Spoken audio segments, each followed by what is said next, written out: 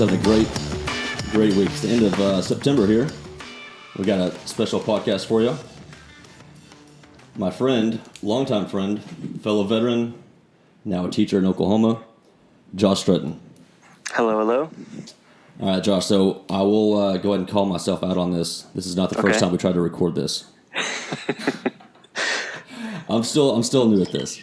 Yeah, that's okay. But you had some really good points you were talking about earlier. So let's go ahead and backtrack real fast for the second time.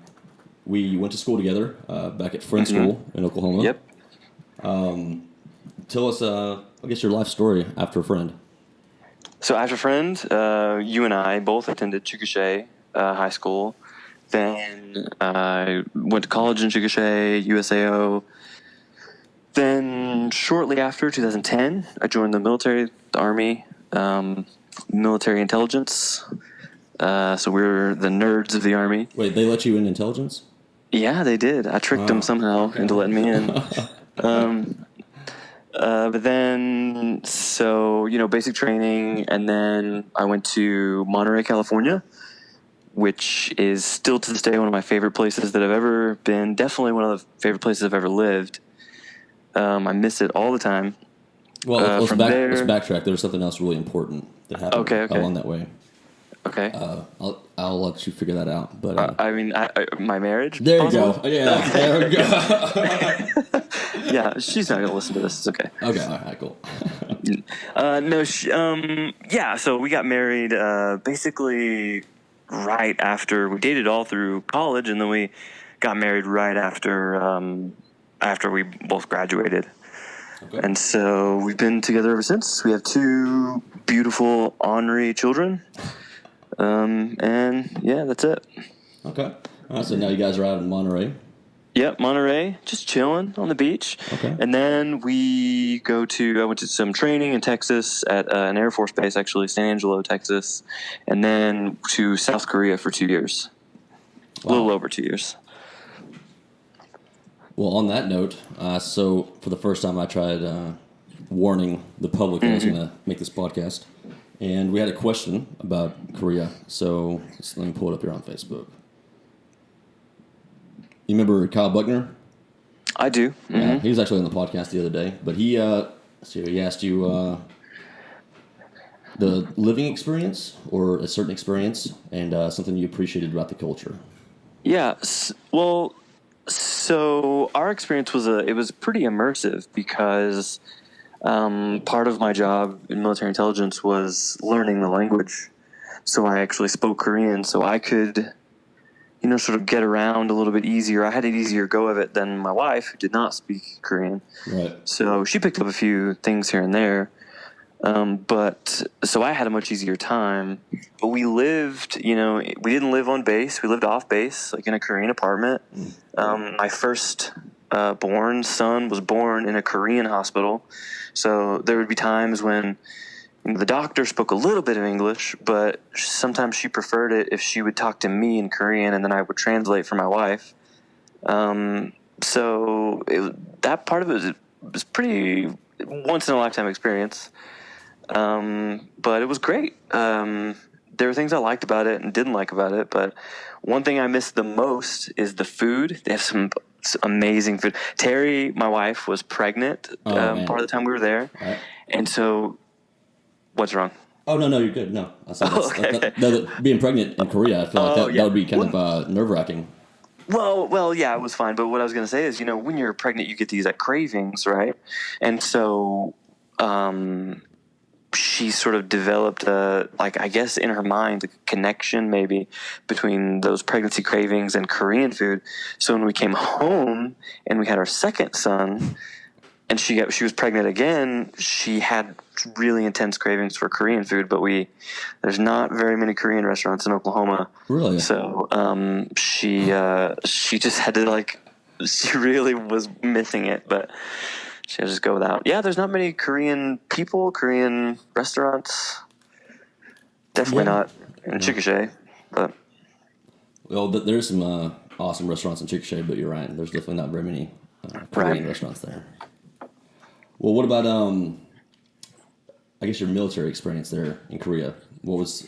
I know you can't go into the details of it, but what was that Yeah, experience? I mean, there's a lot that I can't like talk about, and um, that that's not to make it sound cool. It wasn't that cool. It's just like just stuff, just just normal stuff you can't talk about. Right. But What about working with the we Koreans? we did so my experience and your experience was probably totally different because you did infantry and EOD and all that stuff, right? Right. So you were doing all that super hua hua stuff.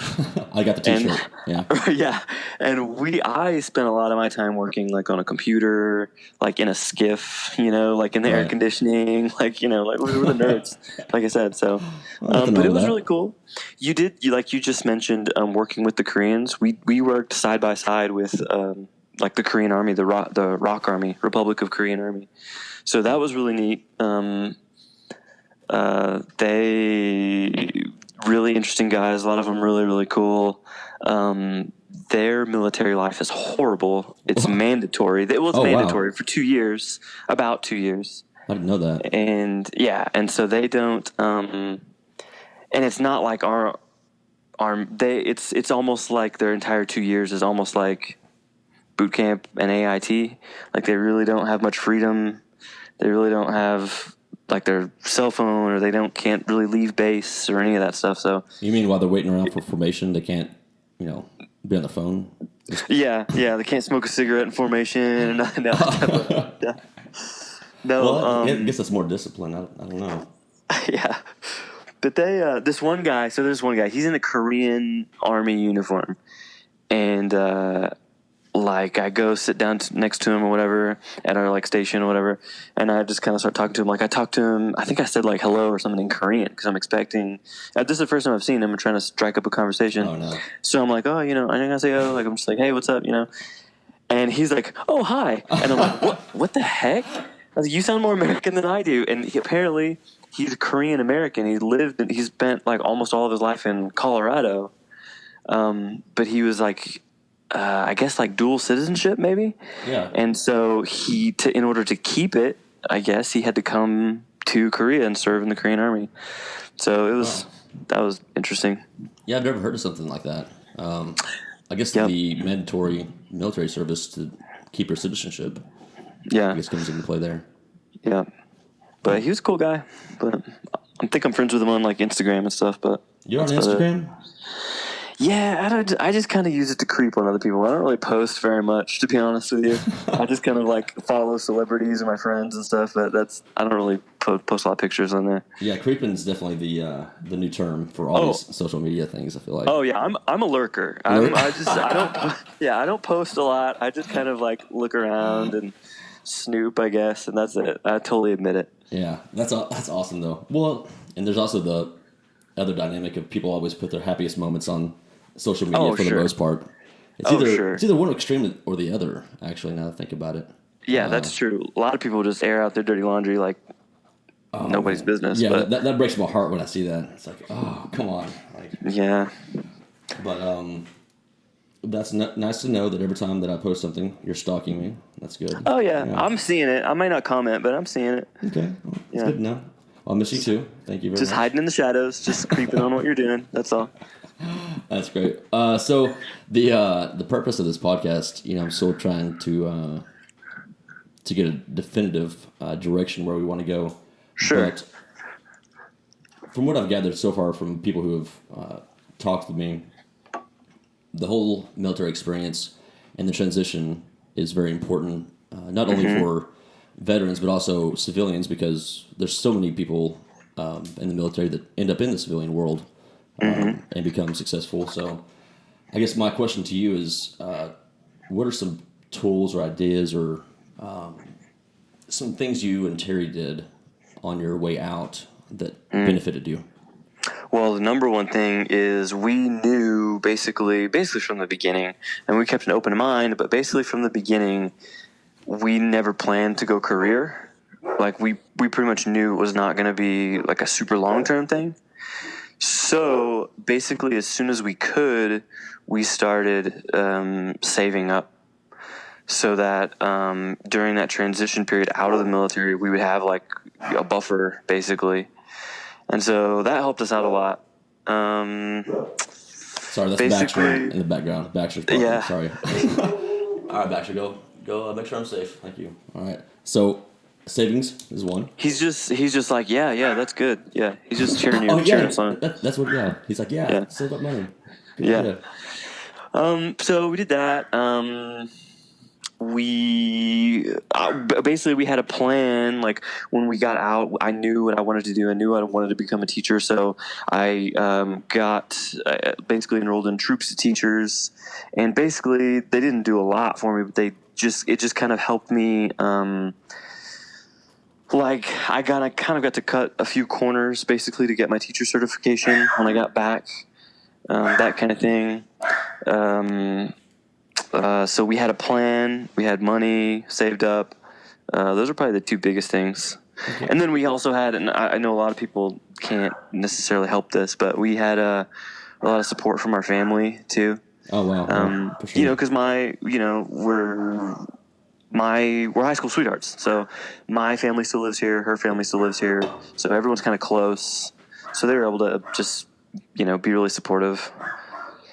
Wow, these dogs are really cheering you on. Yeah, it's like, cheerleading squad. Yeah, all right, awesome podcast. Okay, so note to self, let dogs, give dogs treats before the podcast so they just go throw them a steak or something, man. Yeah, I know, right? Man. Okay, so I think that's a really great idea to use these benefits before you get out. And you mentioned the troops of teachers. Can you dive into that more? Because that's actually the first time I've heard of that. Well, it's just in order to be a teacher, you have to have a certification. You have to have a teacher certification. Right. So you have to take some tests. Different states have different rules. And so I think they one of the things they can do is just maybe kind of educate you on what it is that you're going to have to do, what hoops you're going to have to jump through to get your certification. Is there a website for that? Yeah, I believe so. Mm-hmm. Okay. I don't know what it is, but I would just Google troops of teachers. Okay. But so in Oklahoma, you have to take. There's a number of tests you have to take. There's like a general test that has some like language arts skills, math, like basic math, not too complex, and that kind of thing on it. And then there's your subject area test. So any subject you want to teach, you have to pass a test in that subject area. And then there's another test, which is more about like teaching skills or whatever. You have to have, if you don't, you can either go to college for a teaching degree, or you can take those tests, do some professional development on your own. You get professional development hours that you have to do. Okay. So anyway, is this all free? Like while you're in the military?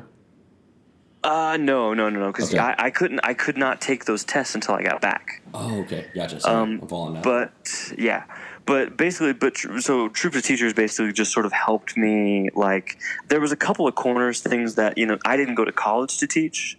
I went to college and got my degree, but I didn't go to college for a teaching degree, I guess. Mm-hmm. So there's just a few, being enrolled in that program, there's like a few corners that I could cut. Instead of going through like the whole process. So basically it helped me get a job easier and faster, helped me get certified easier and faster. And maybe it started prodding your mind to figure out different things you need to plan on versus getting out and saying, I'm going to be a teacher, and then come to find out there's all these things you could have been planning for already. Right, yeah, sure, definitely. That's awesome. I'm surprised I never heard of that. There's so many things, depending on, I've heard some horror stories, about people whenever they're trying to ACAP, when they're trying to transition out. Yeah, ACAP, for everyone who is listening, is a program put in place. Right. I think it's actually Soldier for Life now is what it's called. I think, you're right. But you're right. It's a program to where soldiers can go through all these classes so they are prepared for whatever career they choose after the military.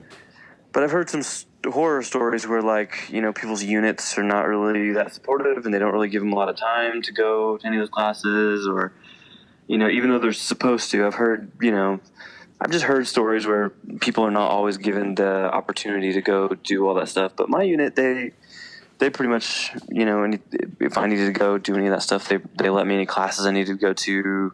I mean, there was a lot of opportunities for different classes or different, things. That, like, there was one, I don't remember if this was mandatory or not. It might have been a mandatory one.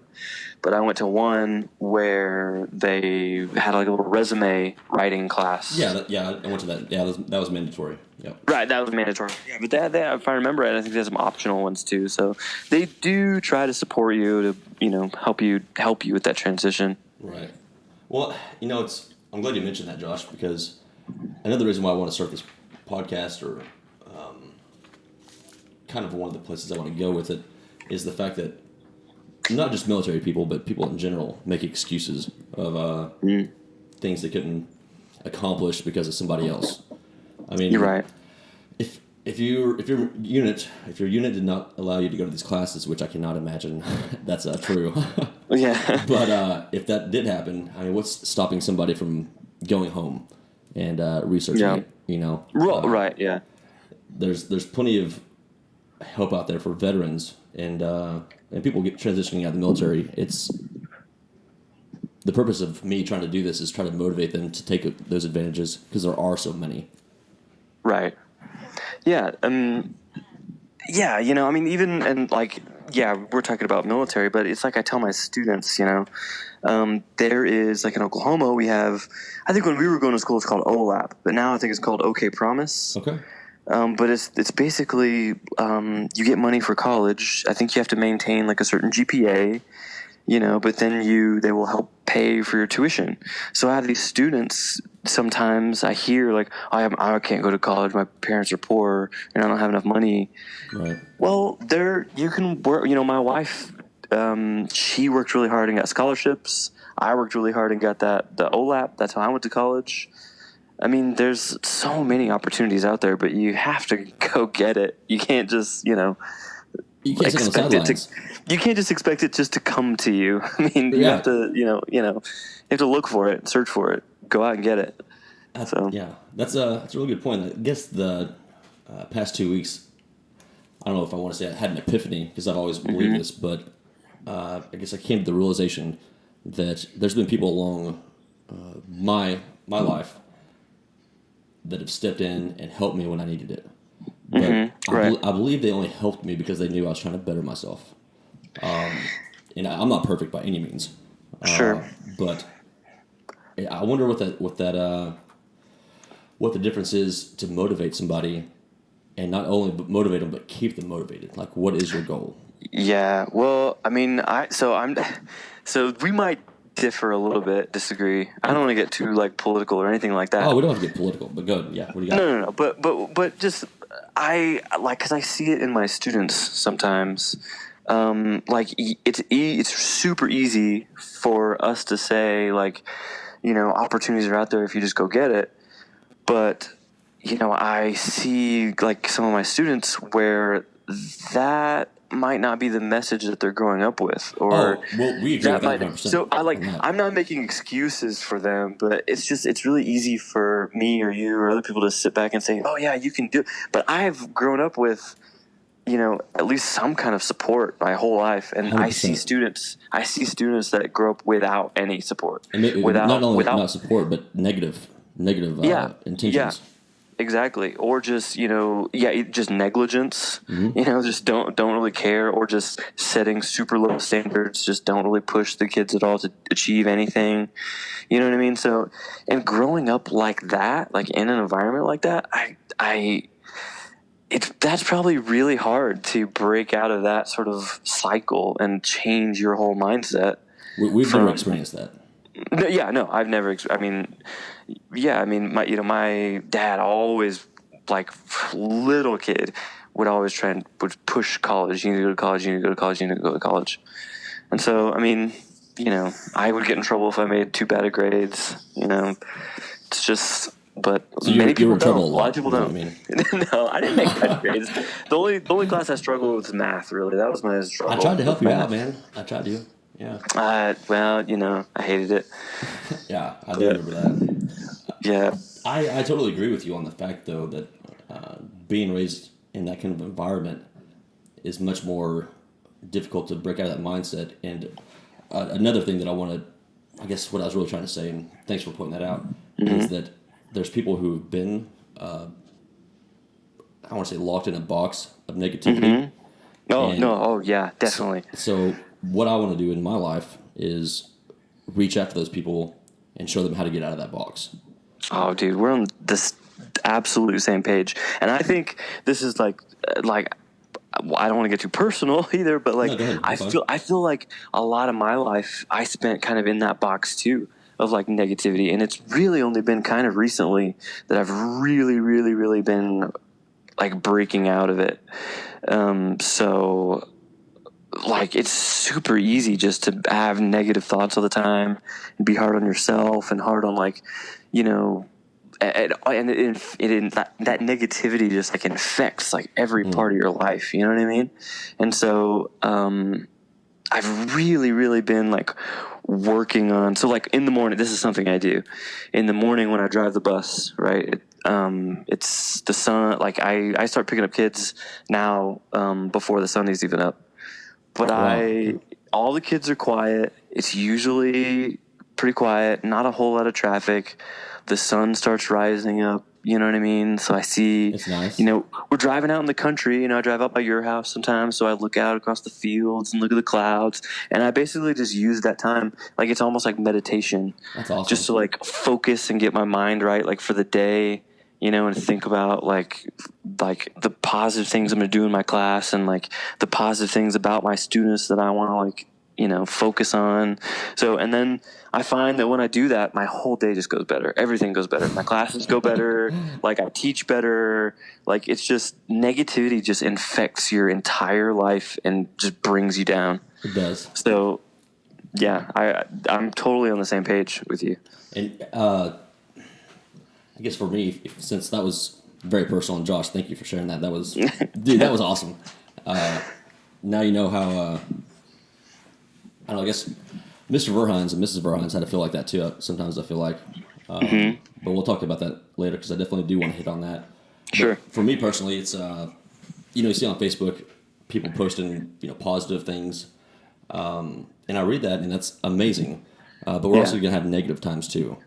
Oh, sure. Yeah. And so for me, as I'm going through this transition, changing jobs, trying this, podcast out, getting on social media, things like that, there's obviously difficult days.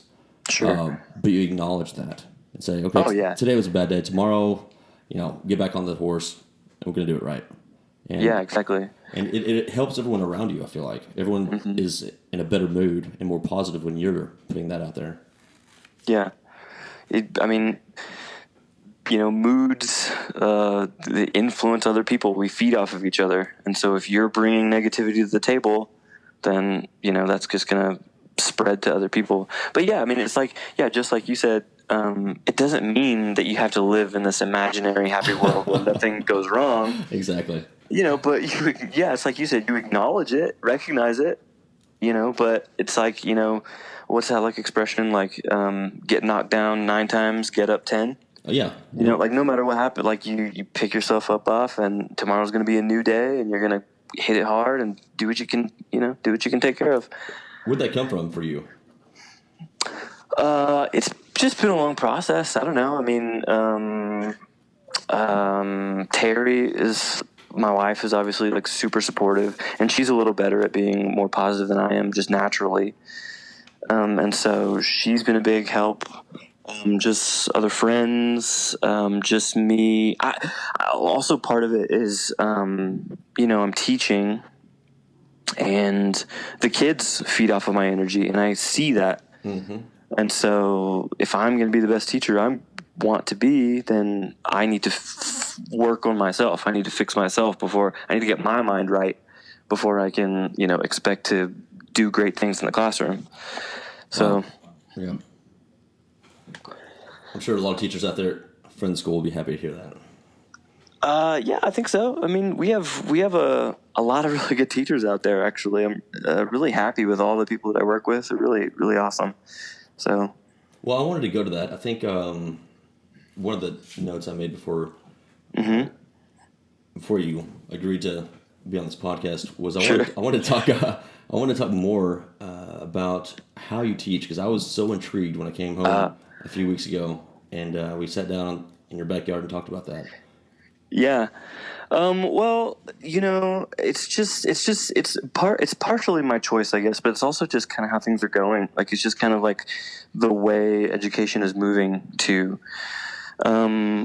which, when we grew up, when a lot of people that are probably listening grew up, you sat in the chair in rows and the teacher stood up and talked and you listened. Or read out of the text, or didn't, or you read out of the textbook, or what, that's, you did your little worksheet, or answer the questions at the back of the book, or whatever, and that's it, right? But nowadays things are changing a little bit, partially just because it's just a better way to do it. Some people say it's because kids' attention spans are getting shorter because of all the screens in their face all the time. Mm-hmm. So the education has to change. I don't know if that's true or not. Yeah, but that's another hour discussion. But I do remember being a kid in class, and even a class that I liked, or a teacher that I liked. Like, I just remember just daydreaming, just thinking about nonsense, and so it's just wasted time. So what we try to do now is get the kids doing things themselves, making things themselves. I mean, I still get up in front of the class and talk, but it's not just me at my desk talking at them. I show pictures, I make jokes. You make jokes? I try to get them today. Yeah. Oh man, I would love to hear a joke from you. Okay, here we go. I got one for you. I got one on deck, man. Oh okay. Man, okay, all right. This is exciting. I'm dad now, so I got dad jokes on deck. All right. This is one of my favorite jokes. All right. Okay. What's Irish and stays out all night?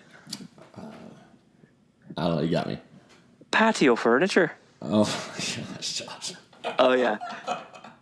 Oh yeah. Okay. All right. I'll give you points for that one. That's pretty good. Okay. Good. And the accent. So. Yeah. Oh yeah. So yeah, but I told you I do accents in front of my kids. Like we today in my 8th grade science class, I didn't make this up. I didn't create this. I just use it in my class. I stole it from somebody else, basically. Okay. But it's like an escape room. There are questions all around the room. If you've ever been to an escape room, you have to. There's like a code. You have to like solve like a puzzle and to escape the room. Yeah. So I have these questions all over the room. They worked in partners. They had to get up and move around the room and answer these questions on the sheet. And then there was like a decoder, so they had like decode their answers. And then it was basically a race, like see who could get finish first. But we did it as like a test review.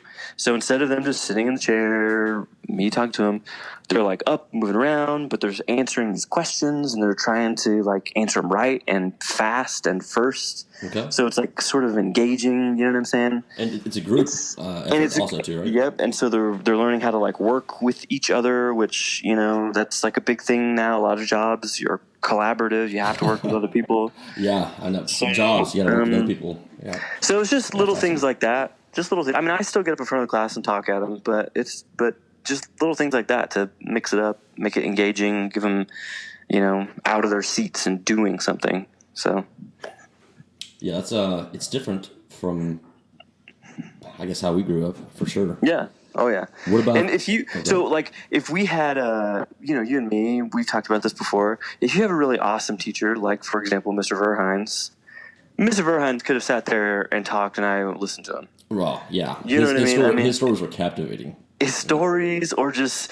my favorite part of that class was not necessarily the science part of it, when he would just talk about just the random, and do you remember he would talk about some like kind of controversial stuff sometimes. Oh, yeah. And so, and that was always the stuff that like sort of like, got my ear, you know what I mean? When like real like issues or like, cultural or societal or like law or whatever it is, the controversial things, those are really when I kind of picked. So I would just listen to him talk any day.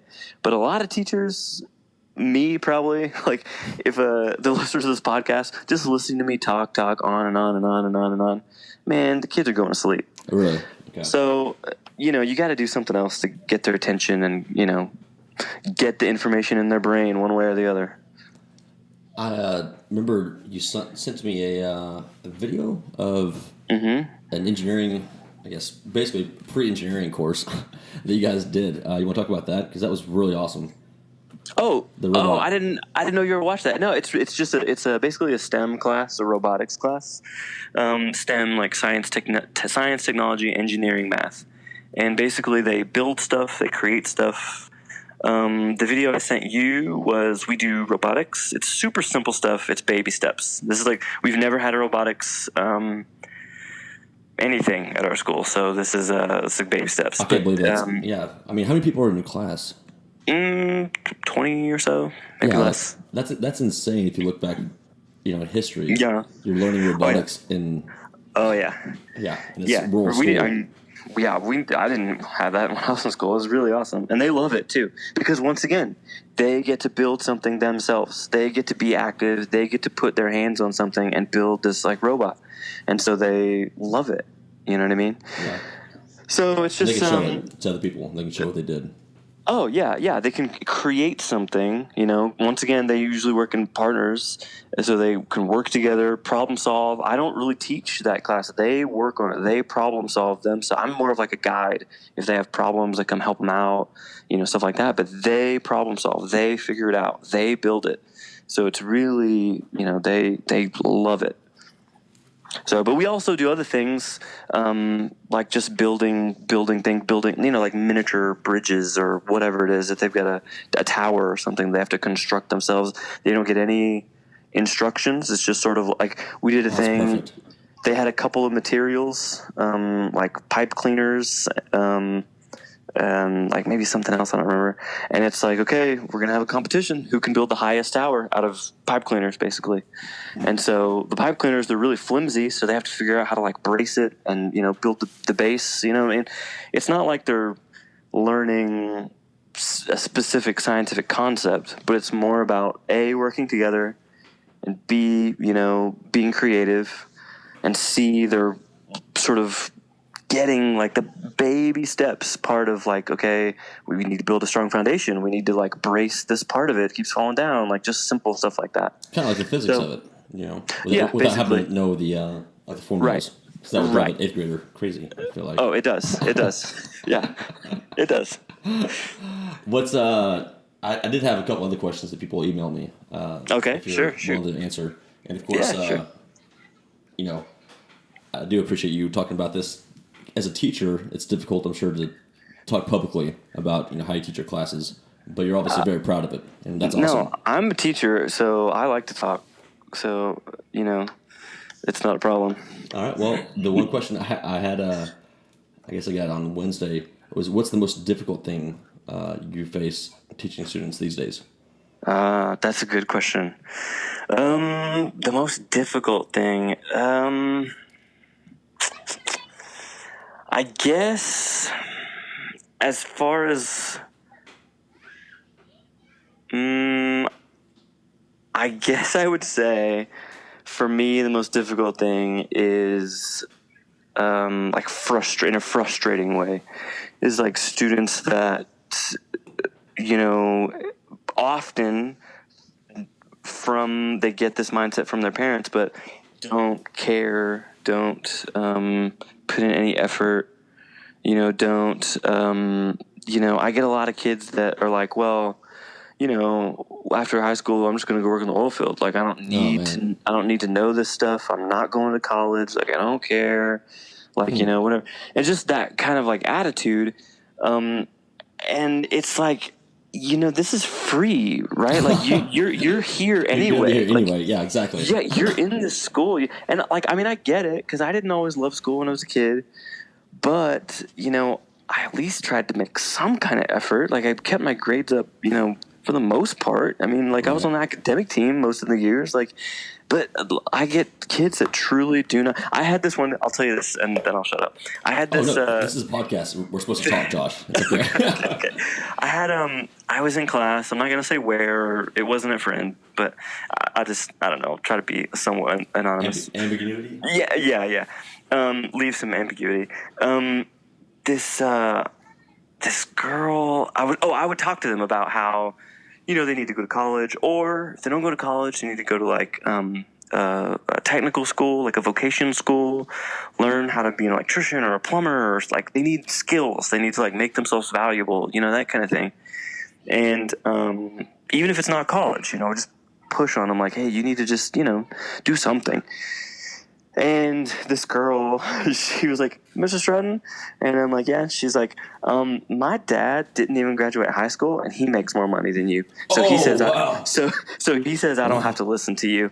And I was like, Oh, okay. I mean, how do you teach a kid that is just like, A, my dad says I don't have to listen to you, that's game over right there. and and B, she has this belief that I don't need this. I don't need to be here. I can get a job without you, without this school, without a degree. I don't need any of this. How are you supposed to teach that child?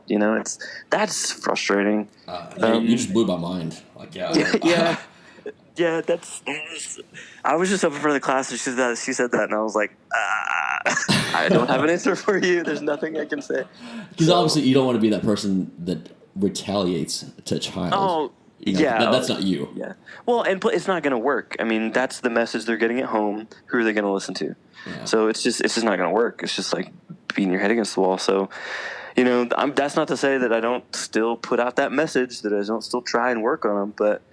Some of them, hopefully, I change. Hopefully, you just have to keep fighting them battles, and hopefully, you can influence some of them in a good way. Josh, I'm 100% sure you've made an impact on a lot of children's future. So don't ever think you're not. Can I tell you one story where I kind of messed up, but I tried to make it positive? So you talking about our friendship? No. I'm kidding. There's probably too many of those to count. But I was in class, and it was kind of the same kind of spiel. Like I'm telling them about college, and this is a different class, But I'm like, hey, you need to go to college and all this type of stuff. And if you don't, I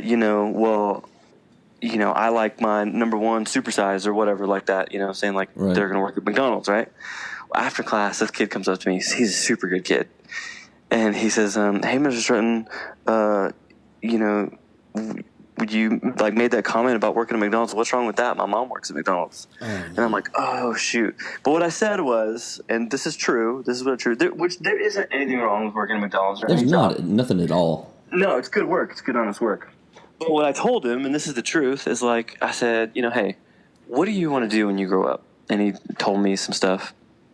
And I was like, okay, look, if you grow up and you don't do those things, if you don't accomplish those things because you were lazy in class or because you just dropped out or just because you just gave up or whatever it is, and then you wind up working at McDonald's, that is what's wrong. Oh man. If that is not what you want to do, if you have bigger dreams than that, but you don't go after it and you basically wind up at McDonald's, that's the problem. I agree. That's kind of, so I kind of misspoke maybe, or put out a bad negative kind of thing, but I tried to make it positive. So no, that's also a great story though, and you made a great point, and I'm sure that child understood what you said after that. I hope so. I hope so. He's a really good kid. So there's nothing wrong with working. I mean, any job. Period. No, it's honest work. If you're being useful. You're being useful. You're putting in hours, and whether that's a part-time thing or not, if you've been trying your entire life and that's something you're doing to try to progress to your next goal, there's nothing wrong with that. And if you're just working somewhere like a Walmart greeter, I hear people rip about being a Walmart greeter. Man, when I'm old, I'm probably gonna do that for sure. Yeah, why not? Just go there and hang out and say hi to people. I would love that job. Yeah. But I think there's a difference between not following your dreams and giving up and working a job that you hate, whether it's a McDonald's job or an engineering job. It could be either one of those. It could be a high-paying job you hate. If you're not following your passion, you're done. That is true. So, I have people to this day, friends, that are like, why are you teaching? Why don't you come work where I work, or why don't you go get a different job, or whatever. But I just think I would hate it. This is the only job I've ever had that I really loved, and so I mean, I could make more money doing something else, but I might also be miserable. So, success is not necessarily tied to money. No, it's not. You have to, there's other things to consider. So. Well, and to add on to Josh Strutton being a hustler, you're also, you picked up the job, to drive the bus for your family. You didn't have to do That's that. true. Yeah. Like you are doing everything to make ends meet for your family, and at the same time, you're doing your passion, and that's what life's about. And that's why I'm so happy to see you doing what you love. Yeah, it's good. So that's probably another reason why I'm like sort of on this positivity train, is because I sort of have gotten to a good place like in my life where I'm happy with my job. Because I had some jobs, man, that I absolutely hated, could not stand, like just made me miserable. And so, to finally be here now, it's really good. And obviously, Terry's an amazing wife, and Yeah, she is. But yet you also have two little rugrats. So Yes, let's get into stay positive with that. I know I was they're outside in the hall, like just going like cuckoo bananas right now, just running up and down the hall. Is that that phrase? They're just running up and down the hall, like just it is way past their bedtime, but they're just having a ball. So whatever. Yeah, let them do what they're gonna do. Yeah. Yeah. So I also want to talk about Jimmy Laura. He actually Snapchatted me tonight. You remember Jimmy? Hey man, yeah. His sister was like student teaching at our school for a while. Yeah, that's what I was gonna bring that up. Yeah. Yeah. And I didn't really remember her very much because I think she was a lot younger. But yeah, I definitely remember Jimmy. Yeah. Do you remember one of my favorite memories is when I don't remember if it was Halloween or what, but he had that costume where like he like walks on his hands, but it's like it's feet. Do you remember that? I do remember that. So it goes over his hands like it's jeans, and then it's like his head, and then his like head pokes out the top, so it looks like he's like 2 foot tall or something. Oh my gosh, that was so funny. And then him playing the keyboards at like our talent show. Do you remember that too? Yeah. Oh man, Jimmy, I miss Jimmy. He was a good guy. Yeah, he's doing really well, and he sent me a YouTube video of his band he's been part of for 11 years. So I'm gonna add that on the podcast page. Oh, nice! That's awesome. Yeah. He's playing the accordion now. So. Oh, okay. He graduated. Yeah, okay, from keyboards, he's moved up to accordion. He's like, Weird Al Yankovic style. Yeah, but I bet those parties are awesome though, like the quinceañeras and I've never been invited to one, but I've heard because I think they spend like a lot of money on it and have these like elaborate dresses and stuff like that. Yeah, but yeah, I bet it is. So he plays at quinceañeras and stuff like that. Yeah, so that's awesome. Fun. Yeah. Hey, just really, I just wanted to mention because I listened to your podcast with Tyler. Shoot. And I just wanted to say, because I have not talked to him at all since we, I think, left Friend. So that was the first time I've heard, anything from him. Wow. And, man, he sounds like he's doing really good. Like, he's got, a really good head on his shoulders. It made me really happy to hear him. I mean, not that I ever expected anything less, but I don't know. It was just awesome to hear, somebody that I haven't talked to in so long doing so well. Yeah, get that verification that that they're doing so well. Yeah, Tyler, he was funny. He called me, I think a week before I had him on the podcast, and it was supposed to be just a short, hey, I want to come on the podcast. I was like, I want you to come on. And we started talking. Talked for 3 or 4 hours. Yeah. And I was like, half this conversation should have been on the podcast because it was so such great material. Yeah. But yeah, he's doing very well, and his family's amazing. They've been a good influence for Grady County. His dad was the sheriff. Yeah, I remember. But that was a good episode. Well, yeah, thanks, man. I would like to think all of them are awesome. Thanks, Josh, for. I'm messing with you. Yeah. No, it is true though. Sometimes I honestly, truly do on accident just stick my foot in my mouth. I do it teaching all the time, and I've got to quickly recover, somehow. I do it all the time, but whatever. That's life though. I feel like every single day that happens to me. I'm like, well, sure. Okay, I guess I shouldn't have said that, or that's not what I meant. But doesn't matter how much I explain it. It's Oh man, yeah. Get those jitters. Okay, well, I'm just going to walk away awkwardly right now and kind of forget that happened. Yeah, but I can't. I'm in front of a room full of kids and they're just staring at me. Oh, yeah. Whatever. But whatever, it's fine. Yeah, they'll forget tomorrow. It's good. Yeah, just whatever. Go like play Fortnite or Snapchat or whatever it is you do. Yeah, Fortnite. That was brought up in another podcast. I just don't understand that game. Yeah, have you played it? Have you not played it? I tried playing it once. I played it like maybe like 3 rounds or like games or whatever. Not for me. I didn't like it. I mean, I don't know, but they all love it. I mean, some of the girls too. I have a teacher. There's another teacher that plays it too. Like it is everywhere, and I just don't get it. That is awesome.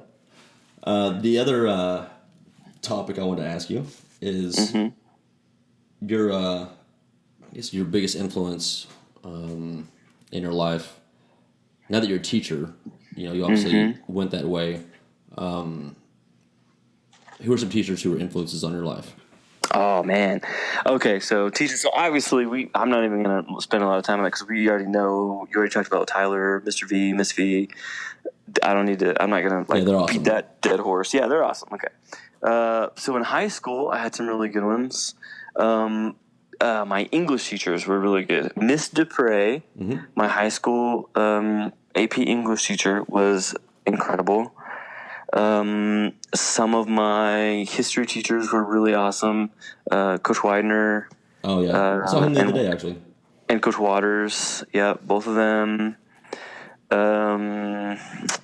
And college, my professors, my Dr. Crow, my history professor, Dr. Miller, my American history professor. I had some English professors that were really good. None of these are math, I noticed. No. I took as little math as possible. It's not for me. I guess it's just not. That's not what I gravitate towards. I never find it interesting. What I like, it sounds weird, but I like. It sounds kind of weird, I guess, but I guess I like gray area. That's interesting to me. Like a novel that you can sort of talk about what you think the themes or symbols or whatever. Like I love literature, or history. There's so it's like a giant story that you can tell. People sort of interpret it different ways, or there's still sort of mysteries, things we don't know, and that have happened, that are debatable. I always gravitated towards stuff like that way more than just solving for an answer, just like solving a puzzle, basically. Yeah. I just did not interest me in any way, shape, or form. And that's weird we're friends, because I'm the exact opposite. Yeah, opposites, attract. Josh, that's that's I mean, I didn't want to say. I paused. I didn't want to say that, but foot in mouth. Yeah, whatever. That's awesome. No, it's very true. Well, that's okay. So we got that down. As far as influences, is that really why you went to teaching? Is because of all these, and really mentors, really, now that you're a teacher? Partially. Yeah, it's a lot of. I don't know if I could pick one reason. It's a lot of reasons. I think I guess. Okay, this is going to sound super corny, and this might not be this is not the main only reason. There's other reasons, but I guess some of those teachers that I've named, right? There was a time I grew up when I was a kid, like a little kid, even before Friend or even at Friend. I loved reading, I loved school. I did really well in school. But after a while, I started to hate it, and I totally lost interest in it, and I totally didn't want to be there. And I lost a lot of motivation, and I just made good grades just to make my parents happy. I didn't make good grades because I wanted good grades until I started taking some of these classes, like Miss Dupre or Coach Widener's class. I always wanted to do really like that class. I really listened when he talked, and so I guess that was those teachers were sort of involved in sort of turning points for me, where it wasn't necessarily about getting a good grade to get a good grade. It wasn't necessarily about getting a good grade so that I could get a job either. It was really sort of they sparked an interest in learning again, if that makes sense. Miss Dupre, Miss Dupre got me interested in literature, not in learning literature to pass a class, but in literature itself. And so to this day, I still sort of have that love, and I love to read now. But so I guess what I'm trying to say, this is the corny part. I guess what I'm trying to say is what I want to be, what I aspire to be is that teacher for someone else. You know what I mean? To get them to not just pass a class or learn the information, but to hopefully if I can just inspire like a few kids to like not hate school, like, you know, like actually like learning, you know, that is really sort of my goal, I guess. And that thought that I could possibly do that for someone else, what someone else has done for me, is like really exciting, and that kind of what gets me up in the morning, I guess. That's very moving, Josh. Yeah, not sure get a Kleenex, you know, wipe your eyes. Yeah. So, start working on my life movie. You know, no big deal. Yeah, starring Josh Strutton. Yeah, sure. I'm trying to think of a funny story right now, but we agreed we wouldn't call out personal stories. No, we can. I've got one I wanted to bring up, actually. Oh, man.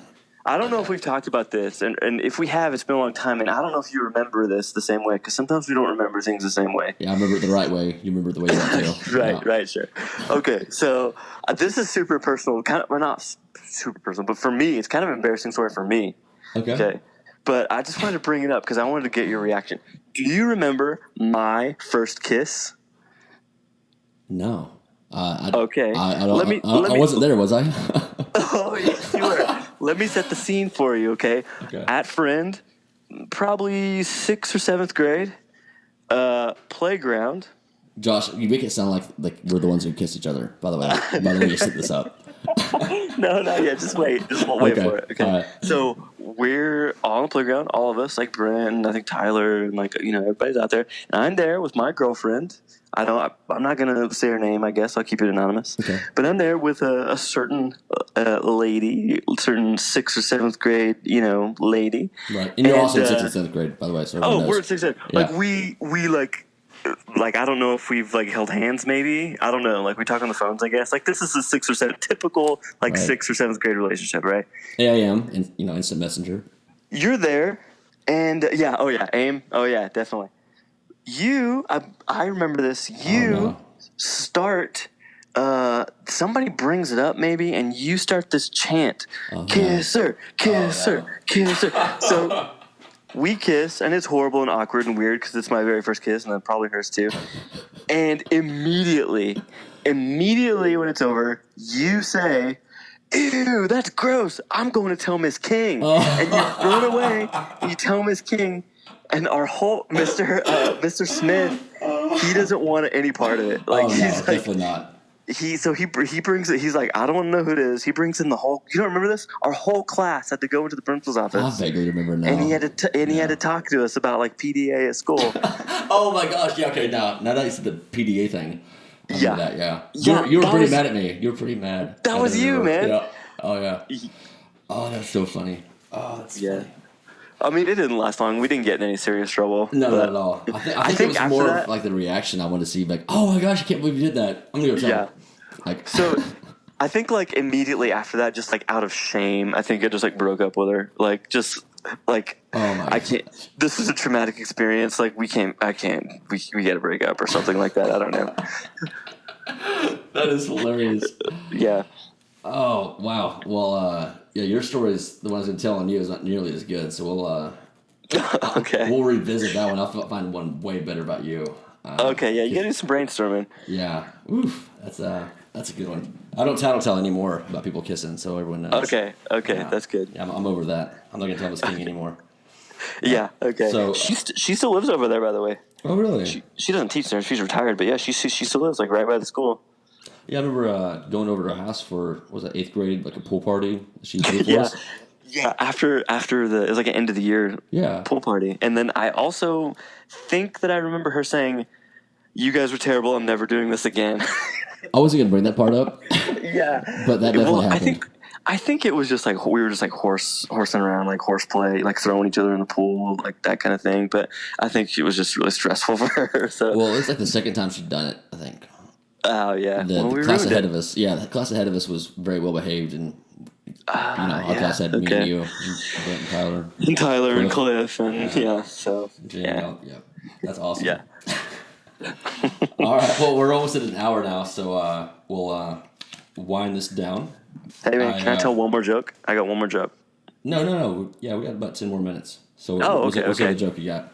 Okay, here we go. You ready?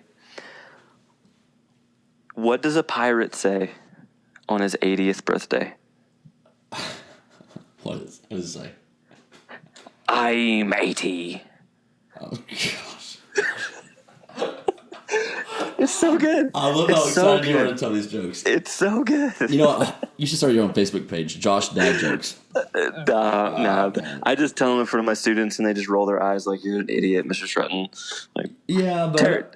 Terry laughs, but you laughed, so I'm proud. I definitely laughed, Josh. I definitely laughed. So I think I warned you about the Red, White, and Blue Falcon podcast awards. Yeah, man. I've been kind of like scratching my head trying to think of some of these, but I might have a couple. Okay, well, just one for each category, and if you don't have one, I'll fill in for you. Okay, so I think so red commendation, right? Mm-hmm. So I can. Oh man. Okay, so I'll say two things. Okay, I guess I'll change my answer. What I was going to say a little bit because this podcast has been a lot about me, I guess, and where I am now. So I'll sort of make my. Of it. So I'll make my commendation about that a little bit. So I would say I'll say two. Either one, all those teachers that I mentioned, just that big group, or B I guess, my mom. Oh man, okay. Yeah, my mom. She's great. She's still super supportive. Like she helps us out with the kids. Like she's still has a super positive attitude. She's always like happy and supportive and helpful and everything like that. So she has a great relationship with my wife. My mom never liked any of my girlfriends. I don't know why. I mean, some of them were great, but she just didn't like them, I guess. Maybe she was being protective or something. I don't know. Until Terry. So they have a great relationship, so that's great. Yeah, well, that's awesome. White. This one, I don't know. What's White again? Okay, so I'll just go ahead and fill this one in for you. Okay. Don't be that guy who cheers somebody on and goes tattletale on them. Okay. Don't be a tattletale. Okay. For sure. That's an embarrassing moment. We were in like sixth grade. Who No, cares? that's fine. Nothing counts. Nothing counts from like, that age. Like, who cares? Like, it's all. Well, I just think it's so funny. I can picture me getting everybody like riled up about this. And so that's funny, for sure. And then the Blue Falcon is obviously something that you don't definitely want to do. Yeah, I'm gonna say Fortnite. Don't do Fortnite. Yeah, don't waste your time. I'm tired of hearing about it at school. I'm tired of like hearing about how many trophies they have, or like they spend money. They spend money on like just their little avatar or whatever, about like dressing it in certain ways. Like these kids spend real money. This kid's like, oh, I spent $20 and I got this new. They call them skins. I got this new skin for my little guy or whatever. I'm like, what is no? First off, that's a terrible name for what? Fortnite? No, skin. Oh, skin. Oh, yeah. Well, because like a cover or whatever. Yeah, cover would be a better name. Like, right, yeah. Yeah, no, Fortnite. I'm just tired of it. Let it die. It needs to die. I don't know. Yeah. I think it's here to stay, man. I think it's the equivalent, though, of, you remember when we were a kid and it was like GoldenEye? Oh, yeah. In 64. Yeah. I think it's kind of like the equivalent of that now. Because I remember us hooking up like TVs and like, playing like, do what? It was an ordeal. Like, oh yeah. But we didn't have all this wireless. You sit at your house, I sit at my house, and we play. No, like we had to like go to each other's houses and bring our controllers or whatever it is and pick it all up. Yeah, I I think it's also, maybe not ironic isn't the right word, but when people complain about, not getting ahead in life, but they come home and spend 4 hours on a video game. Oh, yeah. Yeah. Mr. Strutton, I don't know why I failed my test. What'd you do last night? Play Fortnite all night long? Yeah. With those dance moves. Yeah. Oh, the dances. Yeah. Oh, yeah.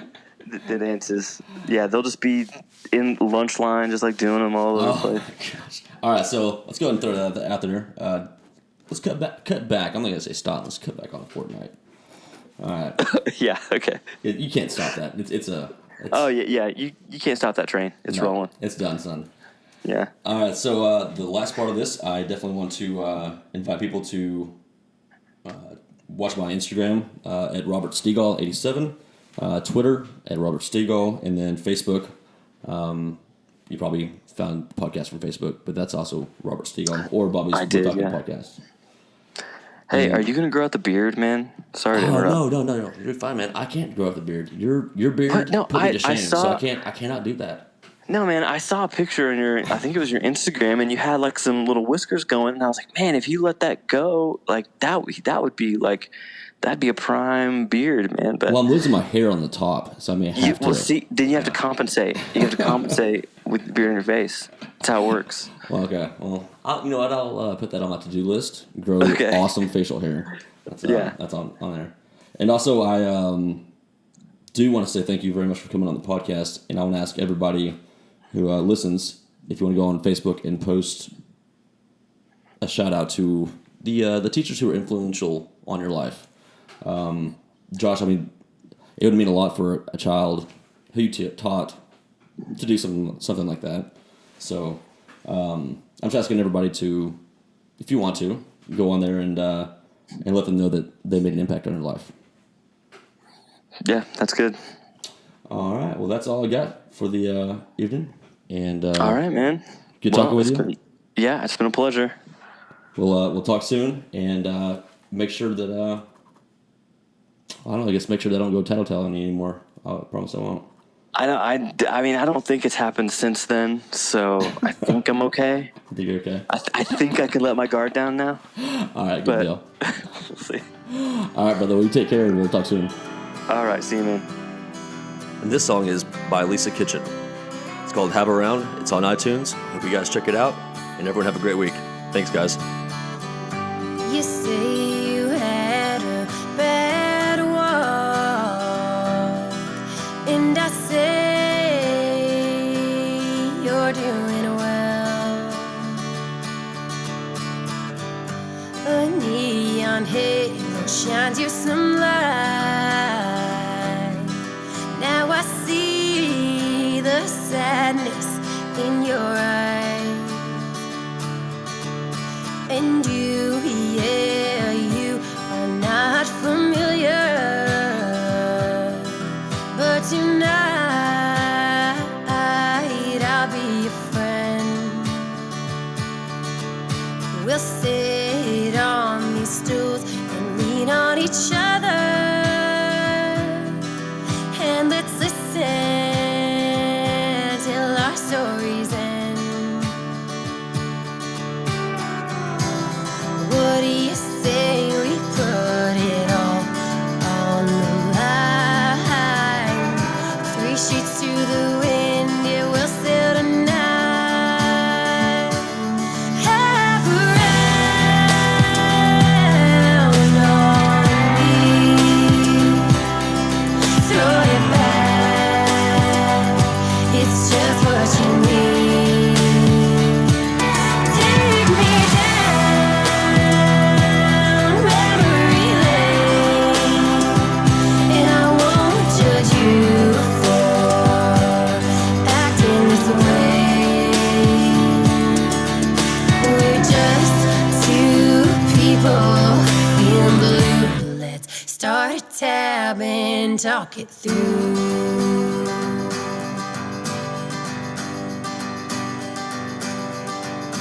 You tell me that you lost a lot in your life, because maybe you made some bad mistake. Hey, my friend, are you someone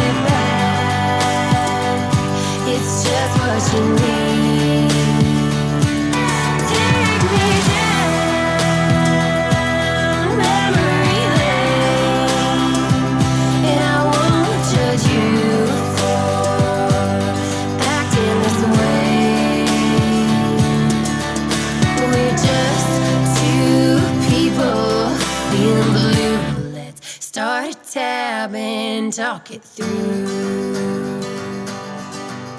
The lights are up, it's time to close out. And one thing we can both laugh about, we came in tonight with our heads hanging low. But I met you and we talked about life. You listened without putting up a fight. We blew smoke for each other and tipped back more than a few. So the next time you are feeling blue, let's start a tab and talk it through.